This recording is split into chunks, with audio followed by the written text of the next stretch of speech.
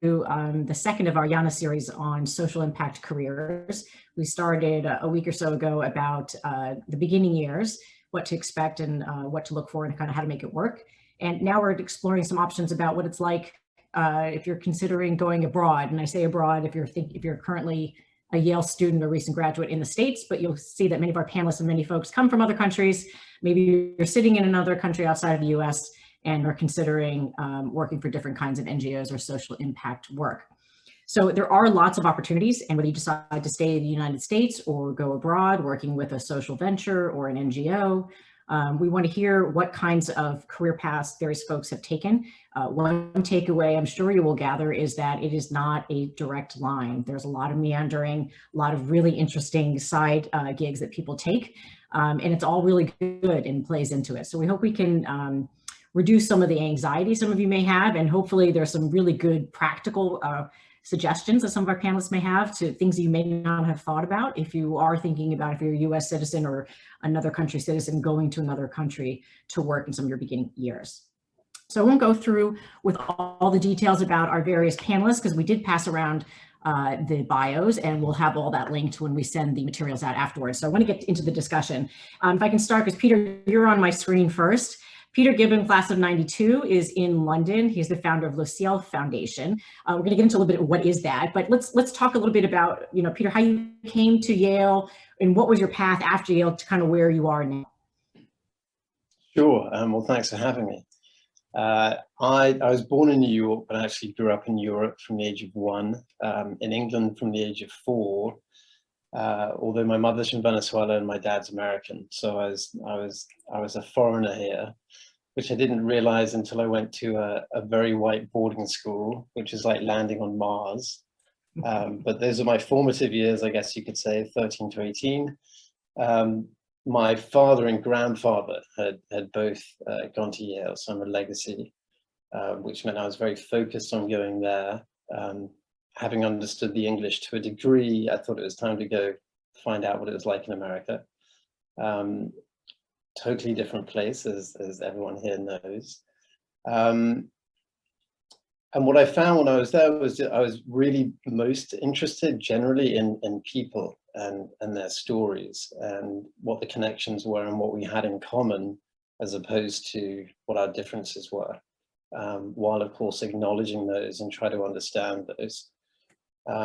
Because I became more and more interested in storytelling and studying some film in college along with American studies, I went into film here in England and also in the States, sort of production and editing. And that's a long road as an independent filmmaker. It takes a long time to get a project done. And meanwhile, friends of mine were starting to get into the .com industry. This was in the mid-90s. And they were trying to figure out how to monetize things. All these disparate groups of usually 2, 3, 4 guys were sitting in someone's living room trying to figure out what the world needed. And so I thought it'd be kind of interesting to, as a way for me to meet more interesting people, would be to start putting events together where we have .com CEOs have an opportunity to meet and learn from artists and scientists from all kinds of different fields, which is successful and interesting. But underneath that, it seemed to me that actually consciousness, I wanted to understand what that was. And people were starting to investigate that from a scientific point of view.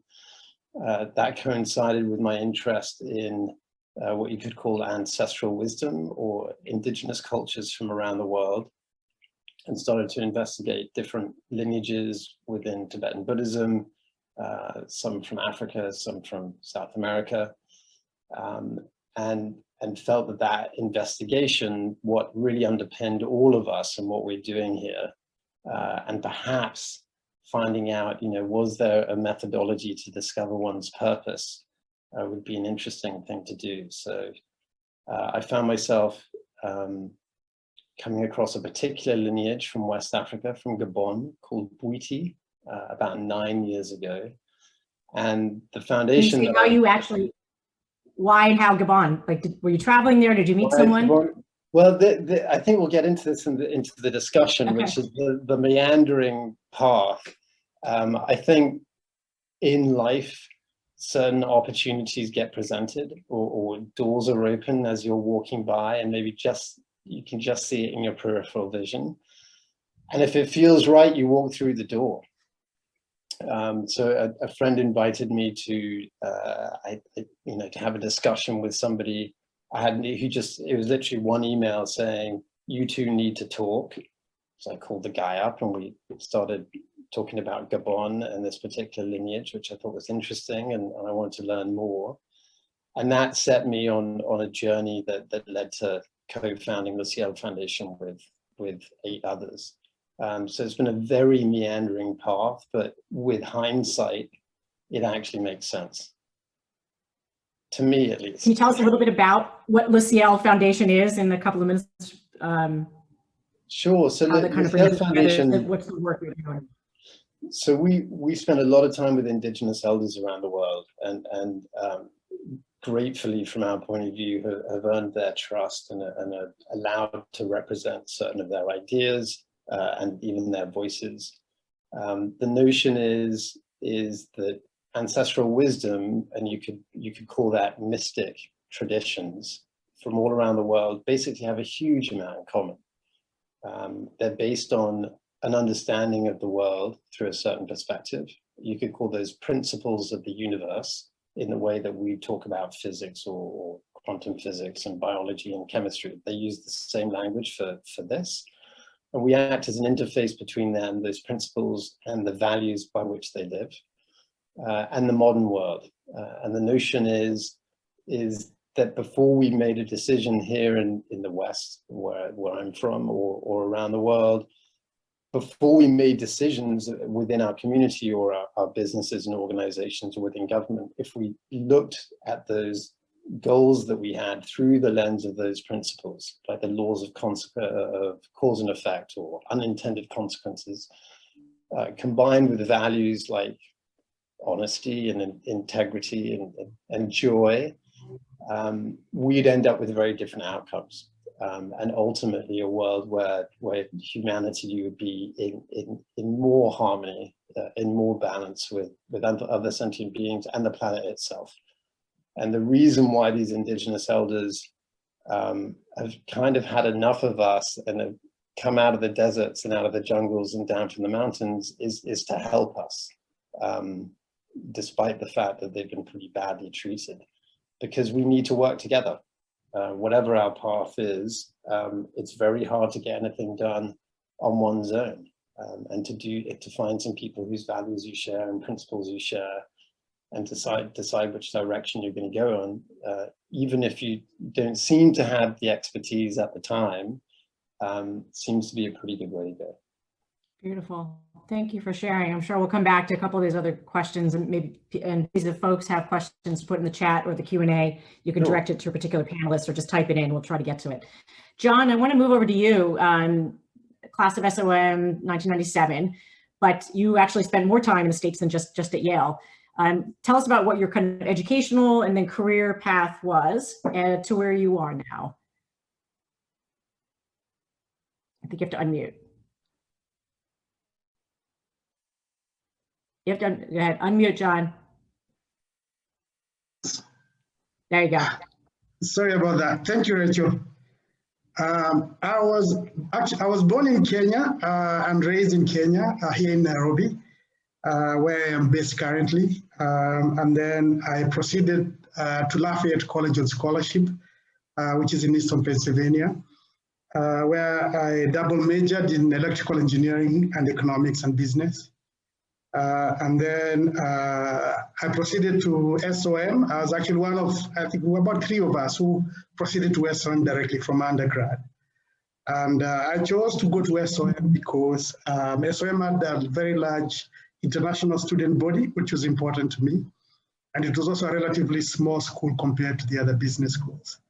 So I felt that it suited me well. And when I got to SOM, in fact, I was very excited to learn that there was people from coming from different sectors in terms of their previous careers, because most of them had worked before, from nonprofits, from the public sector, and also from the private sector. And of course, SOM's mission is to educate leaders for business and society. And that was inculcated in us to look at not just careers in finance and consulting, but also to consider careers in nonprofits and the public service as well. But I followed a traditional career for someone from business school. I went into investment banking here in Kenya for about 10 years, starting with Citibank. And then back in 2009, I pivoted to the nonprofit sector. An opportunity came up with the Alliance. What changed that for you? What caused you to pivot? What caused me to pivot? Number one, the opportunity that was presented to me was actually very interesting because AGRA was an international NGO focused in the agricultural sector, working with smallholder farmers in Africa. And as some of you are aware, smallholder farmers in Africa grow 80% of the food that is grown on the continent. And AGRA was founded in 2006 and had programs in seed systems, in fertilizer supply, in market access, in policy and farm organization. But after working with farmers for a number of years, they realized that farmers were coming back to them and saying, we would like to purchase the technologies and would like to put the know-how into practice, but we don't have the finances to do this. And they realized that that could be problematic for them to achieve their objectives. And they decided to create a unit within AGRA called Innovative Finance. And they brought myself and another gentleman in from the private sector to start the unit. And our role was basically to facilitate partnerships between farmers and agribusinesses and financial institutions, including microfinance institutions across Africa. And at the time, AGRA was working in 18 African countries. And that to me seemed like a very compelling thing to do. To use the expertise that we had gained in the private sector to come in and try and solve these systemic problems farmers were facing. And because of my SOM training, pivoting did not seem like a huge leap at that point. And I was very happy to actually go in and I had a very, very rewarding experience because for the next 8 years, that is the work we did. And in the process, we leveraged about $1 billion for credit guarantees, capacity building and technical assistance, leveraged $4 billion in loans. And with the resources provided last year by the government of Ghana, another $2 billion in loans to farmers would be leveraged. So we proved the case that you can actually lend to smallholder farmers and be profitable as a financial institution. And it also proved the fact that farmers can actually borrow loans and actually pay back. And that improved their lives in the process. So I was with AGRA until 2018 when I decided again to transition back to the private sector, because one of the problems we found when I was at AGRA was that although financial institutions are in rural areas, but they're mostly in the urban centers of those rural areas. So farmers still had to travel 50 or 100 kilometers just to access financial services. And that is why I decided to join the financial technology company called Reewire International to develop products so that farmers could borrow and pay loans or buy microinsurance or order for seed and fertilizer and have them delivered close to where they are using their mobile phones. And they don't have to travel such great distances, which is the work I'm doing until now. So it's a private organization, but you're solving a social issue that you kind of, and others I gather, kind of realized was not being met from some of the other ones that were doing these traditional institutions. Absolutely, absolutely. Yes, and our partners, even a lot of our partners also in the public and the nonprofit sector as well, because you have to work with a group of stakeholders to actually get that done. Good. Okay. I'm sure we're going to have other questions about some of these things that you've gotten to and what you're doing now, how you learned about agriculture and such. But let's go back to and we're going to come back. I'm going to go back to London. And Megha, this is the first time we've really had a chance to talk in depth. You could just tell us a little bit about yourself and how you came to be where you are at your current position with CDC. And you can start at Yale, or what made you go to Yale? Sure. Great to meet everyone. So like John, I was born in Kenya. I'm from Tanzania, part of the sizable Indian diaspora there. and came to Yale sort of knowing econ was the way to go. You know, I absolutely loved economics at school. There was something around the environment as well, you know, sort of dabbled with conservation biology, but found myself really craving an international angle to the whole thing.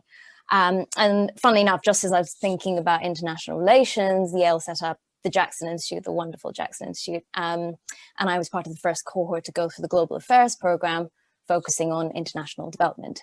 And that I absolutely loved. I think the practical element of the capstone project that we did, funnily enough, came around full circle when I joined CDC, because we were working for the Food and Agriculture Organization, consulting on the gender implications of large-scale agricultural investments.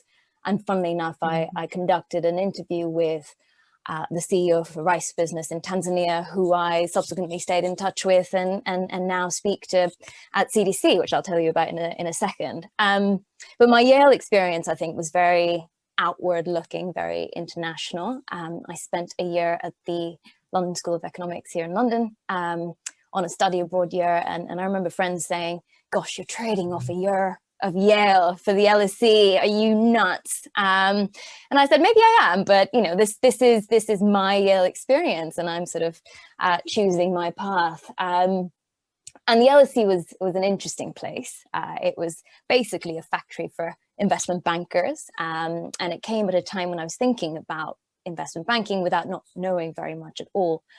So it provided an avenue for networking, which was extremely helpful in just slicing and dicing the space and figuring out where I might want to be. What I liked was really the strategic thinking that went around mergers and acquisitions. And I found myself interning at HSBC the summer of the Olympics. So it was stuck in an office while London's going wild, celebrating the Olympics, managed to get myself out to one football final, which was lovely.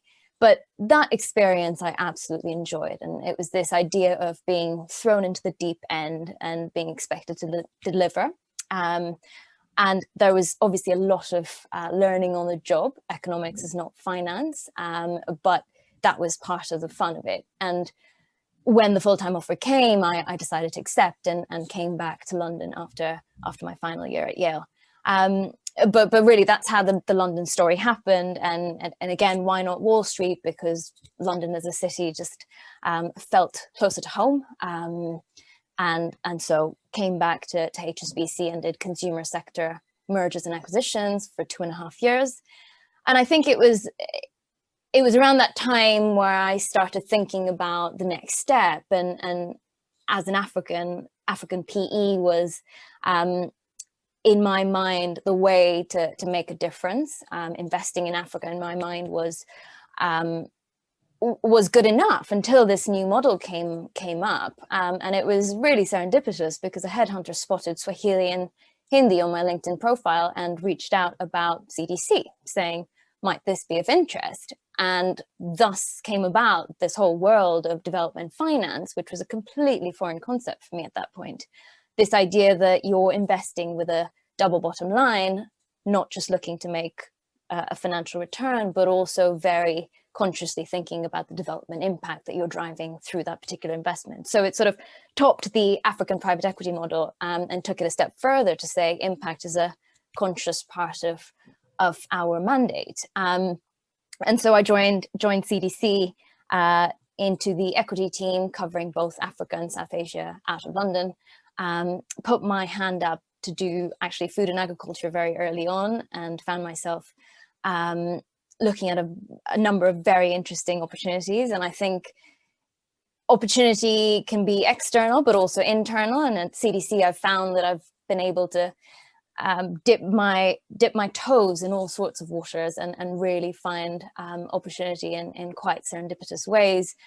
From food and ag came ag tech, and that's now led to broader tech investing, and then throw into all that a very interesting experience restructuring one of our more difficult portfolio companies. So I think the key takeaway around finding opportunity is as much internal as it is external. Sometimes you just have to go with your nose and run with it.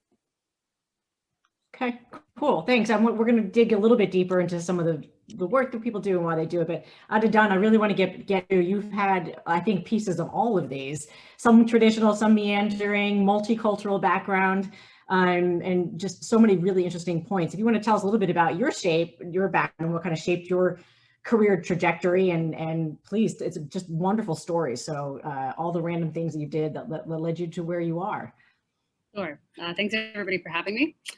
So I was born and raised in the United States, and both of my parents immigrated from Ethiopia in the 80s. My father was a refugee, my mother was an immigrant. And so growing up in an Ethiopian household in the United States, it made me think about the two countries / regions. And I kind of knew from early on that I wanted a career that would allow me to be a bridge between both worlds. And I wasn't necessarily sure how I was going to do that or how it was going to happen, but that's kind of the broad picture of what I was angling for. And then I took a very random path to getting to that place. So currently, I'm the regional director for Africa and the Middle East for a US nonprofit called Village Capital that supports and trains entrepreneurs from underserved and overlooked communities. And so, however, when I graduated from Yale from undergrad in 2009, I took a scholarship from the Chinese government, so not the Light, which everyone has heard of, or the Parker Hwang, which others have heard of, but basically earned $100 a month on this cultural scholarship, and had a roommate, and that was my first year out of university.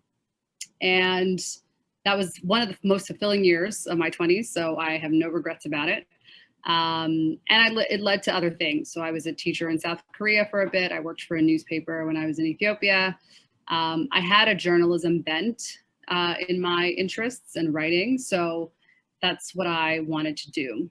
And taking a further step back, I think the shadow of famine has been around Ethiopia for quite some time.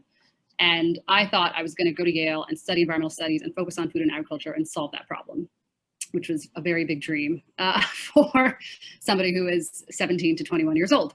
And then during that time working for a newspaper in Ethiopia and experiencing issues around electricity cuts, and it's one day before deadline or 2 days before deadline, and then everything just shuts down, realizing that yes, food and agriculture is very important, and energy is also, I wouldn't say it's a bigger challenge, but it is also a challenge that I hadn't considered as much. And so I returned to Yale for my master's in environmental management, which was at the then School of Forestry and Environmental Studies, now the Yale School of the Environment. And I focused on energy development in sub-Saharan Africa. And after that, I spent a year unemployed at worst and underemployed at best because I wanted to try environmental journalism. I was really passionate about bringing those things together. And while I cared about energy, I realized that my journalism bent was winning out. But I realized that I did not have the discipline to be a freelance writer. And I didn't know that until I tried and failed. And so I was a temp that year and did, I was a secretary on like random days for different events. And it was quite an interesting year. I wrote a comedy sketch, which went viral. So there was a lot that happened that has nothing to do with what I currently do right now. But shaped who you are. But yeah, it's all part of the story. So long story short, what led me to Nairobi was during that year off, I had done quite a bit of networking in Africa tech circles. And so there was a pretty big community of Africans, African diaspora in DC working in tech. There's also a pretty sizable one in SF as well, or San Francisco. And as a result, I kind of cobbled together a side hustle of doing PR and communications for various startups that were either working on the continent or working to serve the continent. And right around that time, I saw a post from a friend of mine who's a fellow Yalie. She was Yale 10. And she was working for an organization called the African Leadership Network, which was a forum, a similar forum to Davos for Africans by Africans, a meeting of leading figures in various fields. young professionals. And it was supposed to be a 3-month engagement in Nairobi. And at that time I figured, okay, you know, the writing thing or the journalism thing isn't quite working out, but I've kind of gotten this tech exposure through being in DC and networking and meeting all these people. So why not? And so I find that why not has ended in some really great stories. Sometimes doesn't go as well. So, you know, take that with however many grains of salt you would like. But it worked out pretty well for me. And so what was supposed to be a 3-month stint in Nairobi became what is now 6.5 years. And so the bulk of my career has been there. I was with the African Leadership Network for almost 3 years. And then I was headhunted to lead Village Capital's Africa practice. And that was nearly 4 years ago. And then my portfolio has now expanded to the Middle East. So that is the long and short of how I ended up where I am today. And I'm happy to field any questions when the time comes. Yeah. So let's I want to stay with you, and then we're going to go back to everyone else, is thinking about, some of you are from other countries, you know other languages, some of you might come across as a, you know, whatever your identity might show as a female, person of color, a white male. Have you, or American, have you been in situations, and maybe a positive or a negative, where who you are, your background has been a real asset? I mean, Megha, you mentioned how someone found your language skills clearly. Or from another country might have an affinity, or John, you're from Canada and you went back there, but you didn't know anything about agriculture. So just, if you could think of it, just a story where either you're being an American or being educated in America was either a positive or a negative, or something that kind of made you think or made you learn something that you don't think you would have learned if you had not had the education at Yale. And anyone who wants to start with that, if you have an idea. John, you're smiling. Oh, you're on mute. Thank you, Rachel.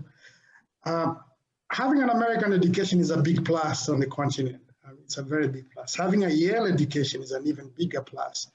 So it helps you not just in your career, but also in the engagements you have with people at work, and also with business partners and stakeholders that you're going to engage. The other thing is, an American education actually helps you to think more critically about problem solving. It's not a question of just absorbing information and then regurgitating the information, and that is accepted as education. Here you're supposed to learn a lot more critically, particularly in a liberal arts college. First time I did English literature was in college. I never did English literature anywhere before. So it was quite interesting for me going to a liberal arts college, learning art history, all those things. Basically helps you to become all-rounded. So that helps a lot, even when it comes to solving problems, particularly in nonprofits, where most of the problems you are going to solve are difficult problems and probably require solutions that have not been provided before. So it's a big plus. In terms of being an African and working in an international NGO, it's a big plus. When I'm talking to a cabinet minister, he's able to relate to me much more effectively than if he's talking, for example, to a Westerner on a meeting, or particularly for a big project. I'm able to advocate more effectively for my programs, or what it is that brings me to that meeting. So it's been a big plus having an American education and also a Yale education. Yeah, I mean, we have these honest discussions about things. Adedana, do you want to go jump back in? Yeah, I think I was perhaps trusted to be a go-between between my organization and the continent, because I kind of embody that just as a human being, and am familiar with both kind of also ways of communication, ways of doing things, able to explain kind of if a certain meeting goes a certain way, you know, maybe this is how it's being presented, but there's another side to the story. And I think that definitely helps. Nairobi has a lot of nonprofit organizations. It's a hub for the UN. It's also the hub for a lot of East Africa offices of various corporates, and in some cases, even Africa at large offices as well. It's also a diplomatic hub. So there are a lot of foreigners within Nairobi. There has been, I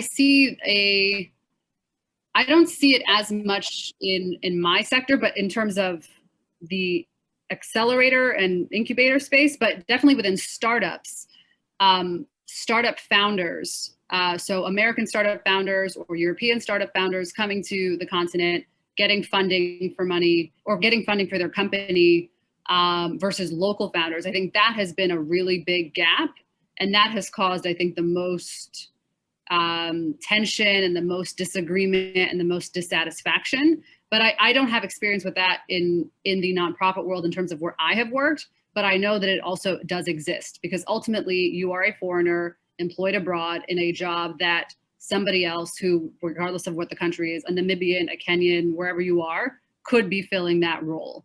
And so, for example, the way that an American education is prioritized, that is ultimately the bias that you could benefit from, but also be playing into by operating in that space. So I think it is important to say that it is a benefit, but there are also people who did not go to Yale, who did not get the chance to study abroad, who are competent, but just don't have that network, who could also do the job, but they're not, because a name or an experience does get a more of a look. And so I think it is important to acknowledge that it helps, but it helps at a cost. And you have to decide how comfortable you are playing into that as you advance or decide to go abroad for a career. Very, very insightful. Thank you. Peter, you've navigated spaces all over the world, and your legacy, so Yale wasn't entirely foreign to you. How has that played out in the course of your career? And you're on mute, so. Peter, you're on mute. Thank you. You would have thought I'd figure that one out by now. Yeah, no, the places that I've spent the most amount of time, actually, it's been more about unlearning. So I completely agree with John, but I look at the question as, you know, what were the advantages we got by being Yalies in terms of learning how to be a critical thinker, learning maybe how to listen a little bit. You know, I like to talk, I like stories, and very quickly realized that actually to be quiet is a better thing to do, a much better thing to do. You know, I've been very lucky in that I've gone into the Amazon, met, you know, worked with Sam Bushman in the Kalahari, been to Eastern Siberia, working with Aborigines in Australia. They've never heard of Yale, they don't care. What they care about is you being open, you listening, you recognizing that you probably don't know anything. That's a pretty good place to start. And then use the skills that you've had through your education to try to piece together what you can't see. And then people are really going to be looking at your actions rather than your words. So you become sensitive to protocols, because the protocols are very rarely explained to you in words. You've got to figure stuff out pretty quickly to minimize the amount of minds that you stand on, because people may be looking to find an excuse to not work with you. So you kind of need to stay in the game. And then part of the thinking and understanding networking is to figure out who the right person is to maybe not impress, but to connect with. And then you get the bona fides of that woman or that man. And then you're okay. But walking in explaining why you're brilliant tends to not go down very well. So it's very, very, very different, because I've been in an organization where we're more like entrepreneurs in a startup. So, you know, I haven't applied for a job in decades, I don't think. You kind of create things. So it's a different thing. Good, thank you. Megha, I'm curious about the Yale experience, but also being at rather traditional institutions, doing work on behalf of what some would say is a global, you know, origin country on the continent. How does that, anyway, so go ahead. That was my very wide opening prompt to however you want to talk. I think Yale provided a platform to really think hard about identity. And, you know, I'm Tanzanian first and foremost. culturally raised in a very Indian way, without this link to the motherland. India, growing up, was a foreign entity, knew nothing about the subcontinent at all, had been there once as a child. And at Yale had the opportunity to take up Sanskrit as a language, which has enabled me to read Hindi now because it's the same script. And actually I managed to do a Yale summer course before I came out to London. And that was, again, a very fascinating way of looking in on this land of essentially my heritage that I just know nothing about before. So Yale, I think, provided that platform to really explore identity. You know, what does it mean to be Tanzanian Indian? What does it mean to be just Indian? You know, how do I reconcile Tanzanian Indian? And then coming into banking, you know, you mentioned the gender aspect. I was fortunate enough to have women on my team, which isn't a given in the world of investment banking. So that was great to be able to look up to role models who were like me. That again sort of took that element of being an outsider or being in a new city away, because that was almost the gender box was ticked in a way. And I think looking at CDC, we have colleagues from all over the world, and there I think I can play with my identity a little bit, where when I'm speaking to companies in India, they see that I may be Indian, maybe speak the language, but they're not sure. And I love leveraging that the way that is most meaningful to build that relationship, but also get what, you know, we're looking to get out of that interaction. And then same on the Africa side. I speak Swahili, and that's a clear asset in our business, given we invest in East Africa. But again, you know, being a bit ambiguous from an identity perspective can be a good thing, and you can play that differently in different contexts. Interesting, thank you. I'd like to move to a slightly different topic, kind of related to the social impact work. Like, what does impact mean to you? When you sort of are doing the work that you do, or made the decision to go into the work, how does that idea of what it is you want to be changing, or do you not know? Some of you may have very specific ideas. I mean, Adedana, you're like, I'm going to help solve famine, and other ones like John or Peter, you know, it may be a little bit more meandering. So just a little bit of concept, like, what does impact mean? What should people think about as they're, you know, going into social impact work, and how do they know what they're doing is having some value, or whether it's return on investment because you can sell technology or whatever it is. But Peter, you want to start, and then I'll just go around. Yeah, I mean, thank you. One of the commonalities between all these traditions around the world is that they recognize that everything is interconnected, which of course is a concept that we can understand, particularly with the internet. But when they say everything is interconnected, they mean everything. You and the plants, you and the unseen world, everything is interconnected. And in fact, they'd argue that the world that we call reality is really the manifestation of a lot of unseen things, like our thoughts and our intentions and that kind of thing. But from a holistic point of view, that means that what they understand to be optimal in terms of the lives we lead are ones where everything is taken into account, and everything is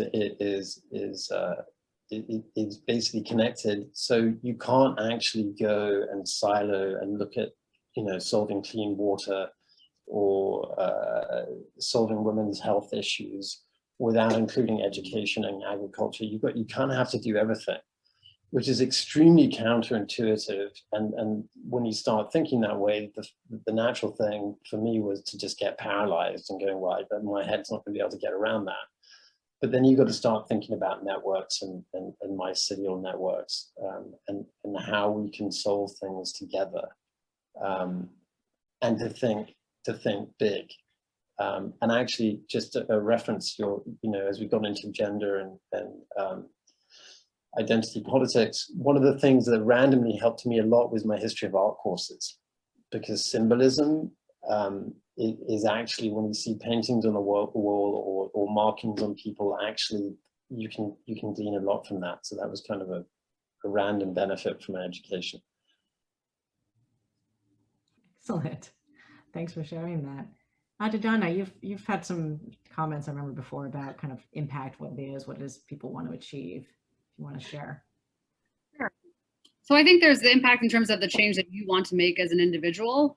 And then there is change as it's defined by organizations that are operating in the space, and change as it's or impact as it's defined by the people that pay for that work. So I think it's very important to get clear about the type of work and change that you want to do, and how that may or may not overlap with what organizations do. And ultimately, especially in the nonprofit world where things are paid for by other people, those with money, what they decide impact is. So, for example, 10 years maybe ago, all you heard about was clean cook stoves. Clean cook stoves was going to save everything. I haven't heard anything about clean cook stoves in 5 years. Like, I don't, like, it's just, there's no webinars on, I don't hear, it's not in the mainstream impact world anymore. Like, came and left. You know, donors pick a thing and other donors tend to come along, and then it becomes a conversation. So a few years ago, it was a big emphasis on sanitary pads. In 5 years, it might be something else. So these things change based on what those with funding dictate and believe or want to focus on. And so that is something, as someone who's going to enter the field, really get clear on what your North Star is and what you want to do, because it may or may not dovetail with the money that's available and the foundations and the foundation's directors versus, you know, whether it's their executive director or their country managers or what have you. And sometimes that's disappointing because you really are passionate about a certain aspect of the work that you don't think it's talked enough about, but it's not on the radar of powers that be or funders. And so do you want to make that impact with an existing organization? Do you want to create an organization? Do you want to donate instead? And maybe the impact you make isn't your career, but it's rather your actions. I think it's important to think about that before entering the field, because there are many stakeholders involved with a lot of different motivations. And you just have to get clear on what yours is, so that you don't get kind of moved based on what others are. Or if you get moved, you know that that's happening. And then your awareness will be enough, or will have to be enough. And you raise a really interesting point, which maybe others can pop in as well when I come back to you, about, you know, the ideas of who's driving the impact and the changes. Is it the, you know, is it the money go first and somebody has an idea they want to solve it, or are there certain places or organizations that might do a better job? Maybe kind of what you're doing, Peter. Let's start with the interconnectedness and figure out how that works to help, and they'll tell us where the issues are. So we can come back to that, but that's a much bigger issue. But go ahead, Peter. Do you want to pipe in before I go, John? Well, yeah, because I realized I didn't really complete what I was going to say beforehand, which is this notion that by bringing, you know what, come back to me. Okay, we'll come back to you. So John, impact, and also thinking about, I mean, you sort of were on the ground and then working and then saying, this is not the impact. The impact is not getting to really solve the problem. It's sort of missing the mark, and then you went another route. So go ahead, you can talk about that any way you wish. And just don't feel, yeah. Thank you, Rachel. For impact, at least for the work that we did, there are very clear metrics for it. And just to give you some data, like I mentioned earlier, smallholder farmers grow about 80% of the food in Africa. More than 50% of Africans are involved in the agricultural sector. And agriculture forms 20 to 80% of GDP of most of African countries, in sub-Saharan African countries. Yeah, there's a disconnect because only about 3 to 5% of private sector credit goes to the agricultural sector. And the bulk of that is not going to smallholder farmers. And most African governments spend less than 10% of their budgets in the agricultural sector. So in terms of impact, you can see that disconnect where what needs to be done and what can actually happen. In fact, McKinsey did a study some time ago, and it said that if farmers can use the technologies they need and increase land acreage, they can increase their yields by up to 200%. So that could be a game changer. And what is missing in that equation? Access to finance. Because to purchase the technologies, you need the financing. To increase land acreage, you need financing. So for us, that is the needle we were trying to move all that time we were at Agra. And it's not just about Agra. I mean, it's all the players on the continent, because like I said, the bulk of the GDP of most African countries is really in the agricultural sector. So when you talk about impact, I don't think you can have much impact in agriculture without addressing the issue of access to finance. Now, in terms of what comes first, for me, I think if you solve the most difficult problems, that's when you have the most impact. I think it goes without saying. The problem is most people focus on solving the problems which are convenient to solve. And in the process, you don't achieve much impact. If you want to achieve significant impact, you have to solve the most intractable problems.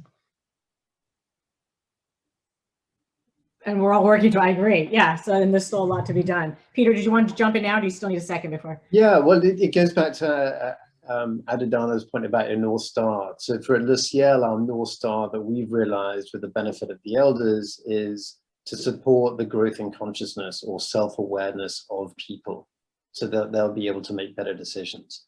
So regardless of what they do, they go off and do that to the best of their ability. So it's a slightly different angle.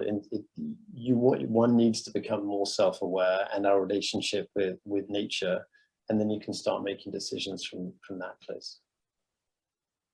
Okay, beautiful. Megha, you've been, again, yours been kind of these traditional organizations. I mean, do you feel like there's very clear metrics, kind of like was Johnson, or do you see these things being more holistic? What's been your experience for your own personal idea of what you want to work on, and then how it kind of works out in your work? Yeah, I think for me personally, the attraction towards CDC was really around the starting point being commercial viability, which you absolutely need for something to be sustainable. There's a time and place for aid and of course NGOs, but we're looking at the private sector, and within that looking to support businesses that will remain when we do eventually exit and take our money back, because otherwise you'll have a bit of an impact. Farmers may make more money for a short period of time, but that then disappears. So it really is about the longevity of the impact that we're looking to drive. And at our core, we look at job creation as our key metric, and within each sector then think about other lenses to apply. So on the food and ag side, obviously nutrition, economic livelihood for smallholders are key aspects, and then environmental and social responsibilities, of course, another key one as well. I think what John was talking about on the sort of transformational, more challenging problems is where we still find ourselves in a catch-22. And I'm thinking of technologies that could have a huge impact on the climate change agenda. So this is still nascent technologies around, say, insects going into animal feed production or algal production that will replace plastics. And those are new technologies slowly being proven, but without a track record and without that commercial viability point being proven, it's difficult for investors to say, sure, we'll back you and here's a check. And so these companies find themselves stuck, essentially, trying to solve a very difficult problem, able to show the data that says this could be phenomenal from an impact perspective, and this is climate change specific, this example, but then unable to actually find the investment that would then allow them to actually show that traction and prove their point. So I think that problem we still have in the investor world. And then it comes down to leap of faith, it then comes down to foundation that can provide grants and so on, before investors can step in beyond that. And for you personally, what was sort of, how do you feel like what are your metrics for benefit? And I know we didn't even talk about this, but I know you also do some mentoring and other work. So in your own life and helping others, what do you know the impact? What is the impact you'd ultimately like to make? Yeah, I think that's a micro impact. Being able to make a difference to an individual on any given day is a great feeling to take away. Whether that's sharing your experiences or being that sounding board and just providing a third person's perspective is something that I enjoy doing, and being able to make that difference through mentoring or volunteering I found very rewarding in addition to the full-time job. good. And we can do a whole bunch of things about giving back. I kind of want to like get to our last round on the more practical aspects. And Adedana, we'll start with you because you actually were born and raised in the U.S. and then went abroad, even though you had some connections to these other countries. What do you wish you had known? What would be your advice to folks, to Yale students, if they're thinking about engaging in any of these kinds of things when they're going abroad? And many of you have sort of touched on a few things here and there, but go ahead, and we'll write it up later. But what do you wish you had known? Sure. I think the quick summation of it is that adulting begins very quickly when you're abroad. When you're removed from your family, when you are in a new place, when you're fending for yourself, when it comes to immigration, or when it comes to your taxes, when it comes to, so for example, I can't speak to other nationalities because, there's a whole research thing that everyone has to do. But if you are an American and an American abroad, looking at what your taxes look like, this is not very sexy. This is not like the fun part of the discussion, but it's very important. You need to know what your tax implications are. Does the US have it, or your country, your tax home, have a treaty with the place that you're working in? If you're going to work for a nonprofit, especially that's understaffed or very small, you may not get that support as you would if you're working for a larger entity like the UN or even maybe a CDC, for example. So if you are going to be working at a smaller entity, then you have to mentally prepare yourself to support HR in supporting you. And that might be a level of work that you may not want to do or not capable of doing. Either is fine, but just know that that is going to happen if you're especially at a place that's smaller. And so, again, I'm speaking only for the context of an American abroad. I can't speak to anything else, but if you are abroad and you are working for a smaller entity, you may not get your retirement benefits, for example. Is this sexy? No, it's not. Is it important to know? Yes. So think about these things when you are either right out of school or, a few years out, because, for example, you are going to be removed from the US financial system. Your credit score, I'm almost invisible in the United States because I don't have a car note. I don't have a mortgage. Like, I have nothing in the United States. I have a social security number, I have those things, but, my credit score looks like I am a mess, but I'm not. I pay all my bills on time, but they just don't know because none of my bills are in the US. So, these are things that you don't really matter to you perhaps in the beginning. And then 10 years later, it becomes more important to you when you think about, okay, if you're going to go back home and, what that looks like. So I think planning ahead for, you might go abroad, but you might not stay abroad. You might also stay abroad, and that's totally fine. But there is a level of work that you have to do to maintain yourself, because you depending on the organization that you choose or that you work for, you may be outside of the support that you would get if you were working at a McKinsey or at anything really that is based in the United States. So look up what a Roth IRA is. Again, is this unsexy? No, or it is actually. Is it sexy? No, it's not. But you have to do these things. So look it up. How can you save from retirement while you're abroad? What accounts can you set up to help yourself out?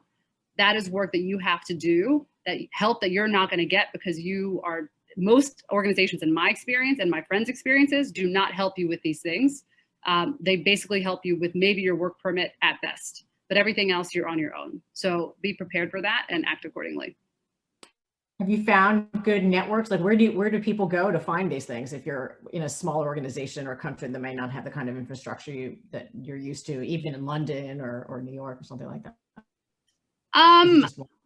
It's usually you just talk to your friends and you get advice that way, online. I don't know if there's necessarily, I think Internation sometimes plans events or hosts things around, some of these things. So Internations is kind of a wide network of foreigners who are abroad.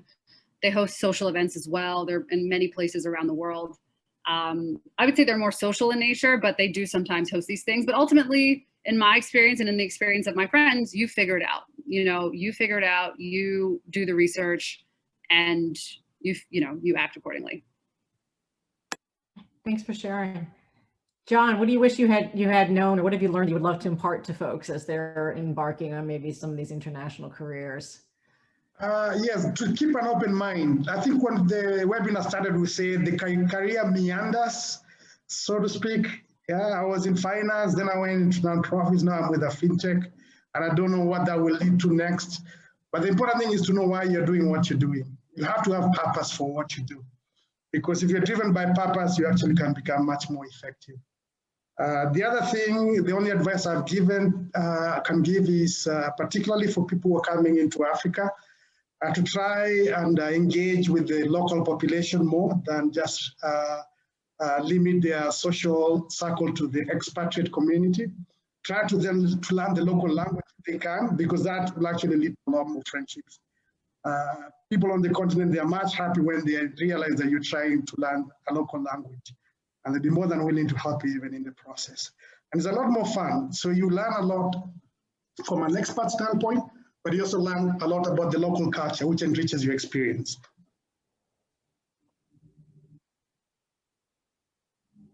Beautifully, well said. Megha, what can you share with some students and recent grads? I'd echo what John said and go back around to what Peter started with. I think approaching people with curiosity and humility is a great starting point for building relationships. Don't be scared to follow your nose, whether that's people, opportunity, because life surprises you. Things happen serendipitously, and again, as John said, you know, you never know what next. That's great. Peter. Yeah, double echo and John and also Megha. I'd say, don't stress out about not knowing what, the next 30 years of your life is going to look like. Basically, follow the synchronicities, right? It is kind of a view that I have, and it takes you to amazing places. Don't be afraid to go with your gut as opposed to doing, endless spreadsheets on whether you should go left or right. Sometimes you just got to go left even when everyone is telling you to go right. And then when you do find yourself taking the next step, just do your best to take it as well as you can. Don't worry about what may happen after that, but whatever you're going to do now, just apply yourself to that, and do the best you can. And then the next thing will present itself. That's actually very refreshing. I do think, some of the mentoring we're doing now with current students, they are quite stressed that they don't, they still have this idea they have to have their first job ready to go out of college. And, I think a lot of you have shown there's things can happen. And some of the beauty, the benefit of having a Yale network is that you might be a little bit more connected, or someone might look you up, and some of the opportunities can come your way. Well, I guess one thing I'd add, and I think everyone here, has done this in the past, is don't be afraid to pick up the phone. That is the great advantage of having a Yale degree.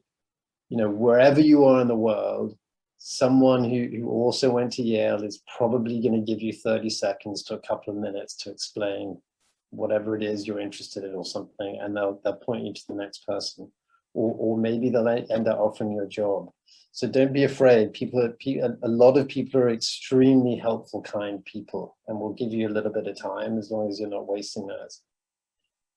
Beautiful. That's a great way to kind of, unless anybody else, anything you wanted to add, because we're at the end of the hour. I wanted to thank all of you for coming and sharing your time with us. I hope it's okay if students or anybody wants to get in touch with you, if they can look you up or send a note, whether they're traveling to Nairobi or London, or they are interested in some of the work that you're doing. That is the beautiful thing. A lot of you, I just cold called, reached out to you and said, I think your work is interesting. Would you come share? And you all said yes. So thank you for that. I'm getting some chat functions and people are saying, thank you, this is very helpful. I hope we can continue to stay in touch. I hope you guys can share with each other. We've got a couple of Londoners and a couple of folks in Nairobi and such. So John, Megha, Adedana, and Peter, thank you very much. I hope the Yale and the Yana network can support you if there's anything we can do for you in the future. But we're all proud of having you out there doing the work you're doing. Thank you. Thanks for having us.